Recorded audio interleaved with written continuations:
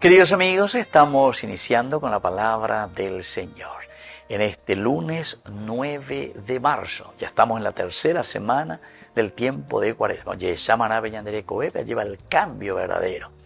Estamos con la palabra del Señor del segundo libro de los Reyes, capítulo 5, del 1 al 15. Naamán, general del ejército del rey de Aram, era un hombre prestigioso y altamente estimado por el Señor, porque gracias a él el Señor había dado la victoria a Aram.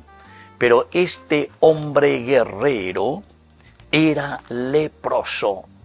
En una de sus incursiones, los arameos se habían llevado cautiva del país de Israel a una niña que fue puesta al servicio de la mujer de Naamán.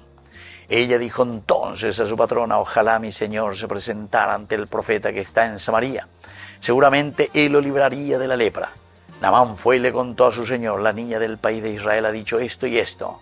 El rey de Aram respondió: está bien, ve, y yo enviaré una carta al rey de Israel. Naamán partió llevando consigo 10 talentos de plata, 6,000 siclos de oro y 10 trajes de gala, y presentó al rey de Israel la carta que decía: junto con esta carta te envió a Naamán mi servidor para que los libres de su lepra.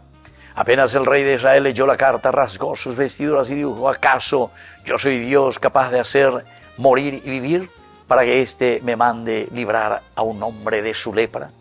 Fíjense bien y verán que él está buscando un pretexto contra mí. Queridos amigos, y así continúa esta historia, es muy interesante.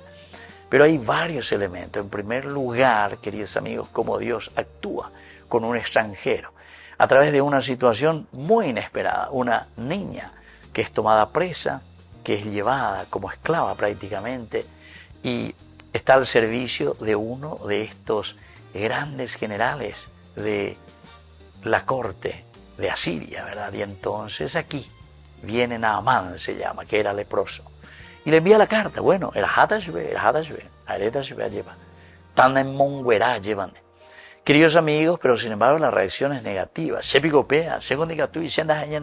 está buscando un pretexto para que haga la guerra lleva conmigo.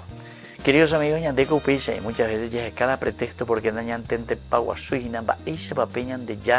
a través de nuestra historia, a través de cosas tan sencillas, sin embargo va a actuar. La historia continúa ciertamente, porque después cuando se entera aquí, justamente el profeta viene y le dice: bueno, baila vende por 7 tú ave, 7 veces ahí en el río Jordán, apeariré o cuerata. Y continúa otra vez la historia, porque imposita, no hay cual, se va lleva. No, queridos amigos, la sanación de Dios siempre se dan por caminos tan sencillos. Lo importante es cumplir y hacer la voluntad del Señor.